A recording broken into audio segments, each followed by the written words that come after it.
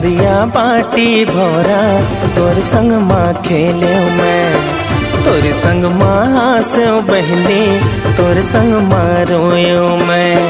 घर गुंदिया बाटी भौरा तोर संग माँ खेले मैं, तोर संग माँ हंसो बहनी, तोर संग माँ रोयो मैं। रख रहे बे माया दुलार, रख रहे बे माया दुलार। औ सुन मोर बहनी आगे है राखी के तिहार, अरे मोर बहनी आगे है राखी के तिहार।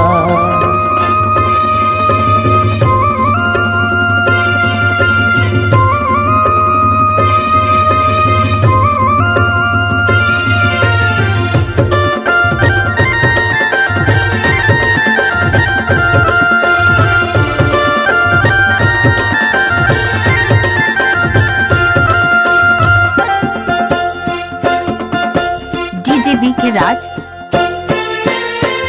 एक लोटा पानी ओते जाके लुगरागा, नहीं लागे पैसा कौड़ी सब ही धुर्रागा।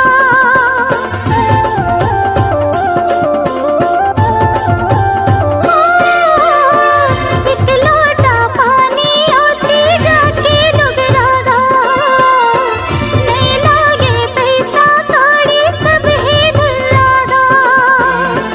सोना चांदी है सब बेकार, सोना चांदी है सब बेकार। ए मोर भैया आगे है राखी के तिहार, अरे मोर बहनी आगे है राखी के तिहार।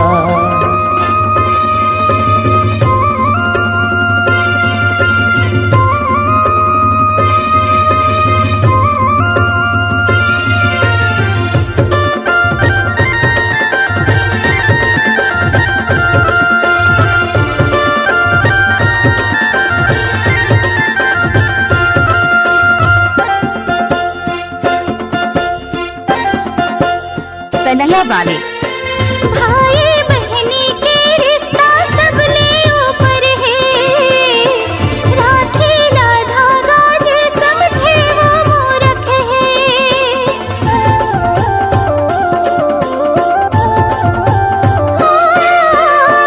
भाई बहनी के रिश्ता सबले ऊपर है, राखी ना धागा जे समझे वो मूर्ख है। राखी माहे बहनी के दुलार, राखी माहे बहनी के दुलार। ए मोर भैया आगे है राखी के तिहार, अरे मोर बहनी आगे है राखी के तिहार। घर गुंदिया बाटी भौरा तोर संग माँ खेले मैं, तोर संग माँ हंसो भैया, तोर संग माँ रोयो मैं। घर गुंदिया बाटी भौरा तोर संग माँ खेले मैं, तोर संग माँ हंसो बहनी, तोर संग माँ रोयो मैं। रख रहे बे माया दुलार, रख रहे बे माया दुलार। ए मोर भैया आगे है राखी के तिहार, ए मोर बहनी आगे है राखी के तिहार। कन्हैया वाले। भैया आगे है राखी के तिहार। और सुन मोर बहनी आगे है राखी के तिहार।